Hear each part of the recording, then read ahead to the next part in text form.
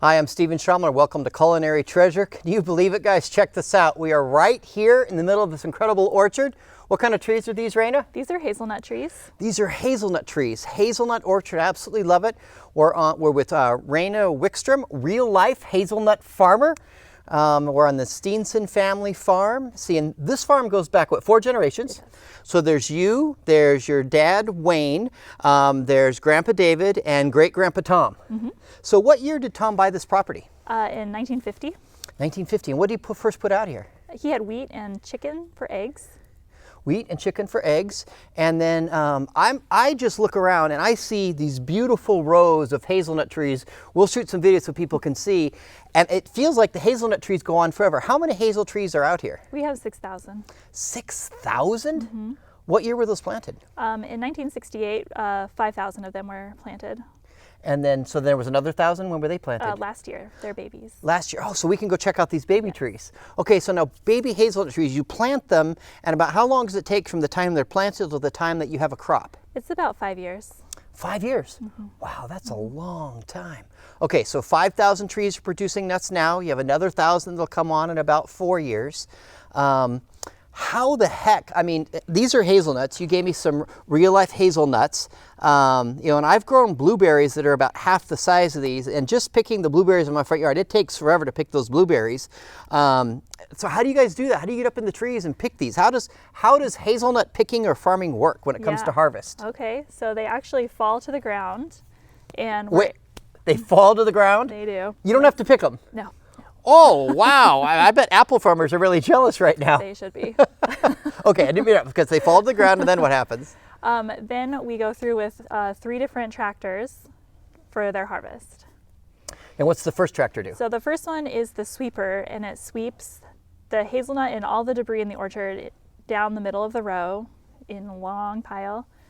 So there's this long row of hazelnut trees, and this sweeper thing comes along and just puts a big row of hazelnuts and twigs and debris. Yep, pretty much the whole floor is swept up except for the middle. It's just dirt. Good job. Okay, so what does the second machine do? Okay, so the picker comes through and scoops up everything in the middle of the row and brings it back on a conveyor belt while it blows out the leaves, twigs, and debris, and then the hazelnuts fall out, keep going up the conveyor belt into the tote. Okay, let me see if it's right. There's a long line in the middle of the row, mm-hmm. and this machine comes along and just picks up the whole thing. The whole thing. I mean, I think I saw that like in an 80s movie once, like with cocaine, but that's probably a different experience. It's a little bit different. Okay. Yeah. And then so it goes up onto a big like conveyor belt, mm-hmm. and there's a blower that blows off the stuff that doesn't weigh as much. Right. So that's how you get rid of the twigs and things like that. And then the hazelnuts stay on the ride and dump off into a tote. Mm-hmm. Okay, and then what happens to that tote? So the tote is then picked up by the tractor forklift driver, and that's the third piece of equipment. That's the third piece of equipment. And how much do these totes weigh? They're about 1,100 pounds when they're full. 1,100 pounds. That's a lot of hazelnuts. That is a lot of hazelnuts. Okay, and then so someone has to drive the forklift tractor thing, mm-hmm. And they can't drive where it hasn't been harvested yet. That's right. Because they'll crush the hazelnuts, because mm-hmm. forklifts weigh a bunch. Yeah. And so then you have to find a way to get to where the totes are. That's right. Then what happens to totes? You pick up totes, and where do you drive them to? So you drop off the empty tote and pick up the full one, and then drive it to the staging area to get it ready to be picked up by the truck taking it to the plant. So then a big truck comes by, and someone has to use the forklift, grab the big 1,100 pound tote, lift mm-hmm. it up, put it up onto the truck that takes it away to get processed, yep. where the shells are taken away and those kind of yep, things. They're dried and cleaned. Okay, so now you used to come out here, when you were a kid, right, to the Hazelnut Farm. Did you ever get to drive the tractor at all? I got to do some tractor practice. Yes. I bet that was so much fun. It was. Yeah, I grew up out on a ranch, and we had a skip loader and a tractor, and I got to drive that a little bit. Skip loader more than the tractor, but it was a lot of fun. By the way, just going off on a tangent, I am really curious. When you come out for holidays, was there any like special hazelnut dishes you had like for Thanksgiving or anything? Oh, there was a special one, all right. Oh, well, tell us about this. It's the Steenson Family Hazelnut Salad, and it's a Jello-based salad. Okay. Mm-hmm. Okay. What's in this Jello-based salad? Yes. So it's strawberry Jello with hazelnuts, apples, and cranberries. Okay, strawberry jello, hazelnuts, apples, and cranberries. Now It counts as a salad. It counts as. I lived for 3 years in Minnesota, and as everyone watching in Minnesota knows, to have salad you need green jello, or any kind of jello. Strawberry jello would work. You actually don't need lettuce to have a salad in Minnesota, and you lived in Minnesota for a while. I certainly did. And I got exposure to Minnesota culture when I lived in the Twin Cities. But what's the town you lived in? I was in Bemidji. Bemidji. Did you ever have hot dish? Oh yes, don't you know? Oh yeah. Okay, well, I want to get that recipe, and I want to post that on the Culinary Treasure website. I think that would be so much fun. Yes. Okay, back to the tractor. I remembered where we were. So you got tractor driving practice when you used to visit, but now you're a real life hazelnut farmer. You're out here. This is your full-time job.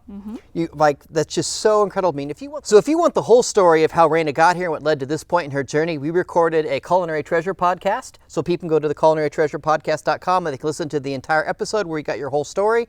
But basically, you're out here now, full-time hazelnut farmer, and this year, for harvest, you worked harvest. I did. Probably a lot of hours every day, and you would drive around with the forklift, and you would pick up the totes, and you'd maneuver your way through the maze to get to the staging area. Yep. Okay, so I learned something incredibly devious. I feel like we need to do a fundraiser to save you next harvest. Tell us the unique, insidious thing about the forklift tractor that you drive. Well, the forklift is located on the back of the tractor, as are the controls for lifting, for raising and lowering the fork.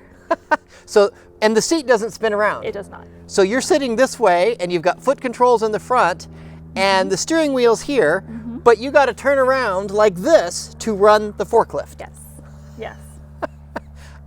Okay, so your first day, you're on the job, you're going to do it. Were you nervous? Yes. I would be so nervous. I don't know if any of you have driven a forklift. I have, and I got pretty proficient back in the day. But to have to turn around and do it backwards, that's incredibly difficult spatially. Hats off to you. That's amazing. So, big question. Did you spill any totes? I did not spill any totes. Congratulations. I love it. No totes were spilled in the course of this harvest. That's fantastic. Okay, and you guys you hauled around about 90 totes this year. Okay, so the first day you're nervous. What was it like when you're dragging around your 70th tote? How did you feel then? It was pretty awesome. It was fun. Like, I got it. I can yeah. do this thing. Yeah. Absolutely love it. Okay, so these are hazelnuts. So I can just crack one and eat one. This is like an industrial strength nutcracker. I'm not well versed in nutcrackers. I know there's some bad jokes I had in high school I won't repeat here about nutcrackers, and I did see the play in Seattle, which I absolutely loved. I think it was Marie Sendak who did the play that I saw, but this is phenomenal. Okay, so I just crack it. Yep. And listen to that sound. And then when you ship them off, the processing plant, they take them all off. They do. They dry them or clean them, then dry them. Okay, and so this has got a little fibrous skin on it, for lack of a better word. But this looks like a real hazelnut, and I can just eat this raw. I don't need to bake it or anything. You can eat it raw. Yeah. Okay. Dang, that is so They're pretty good raw. The only thing it needs is to be baked a little and have some chocolate put on it. Yes. Yes. I absolutely love these. So what are some of your favorite hazelnut dishes? Yes. We mostly did like old-fashioned, putting them in just cookies. Lots of cookies, and of course the Jell-O salad. Yep. But we'll be experimenting with some new recipes as we go on. Yeah, because in the next couple of years, you hope to have a place where people can go online and buy some Steenson. Did I get that right? Yep. Forgive me. Steenson Family Farm's hazelnut treats of some kind the next year or two. So you're gonna be experimenting. Yes. Now, have you ever had a good hazelnut cocktail with a hazelnut liqueur? I have. Oh yeah, the hazelnuts Delightful. Are incredible. Yeah, if you can make cookies and liqueur out of the same thing, that to me is culinary treasure right there. Delicious. Well, savory and sweet. Raina, it's been a delight to have you on the show, and it's so much fun to be out here at the farm. It was great doing the podcast with you and shooting video around, and we missed harvest. Just barely. So I want to come back next year and shoot footage of you driving this backward thing, and then maybe we'll have to do a Kickstarter to rescue you from that. Yes, How about we do that? Sounds great. All right. Guys, thank you so much. Cheers, everyone.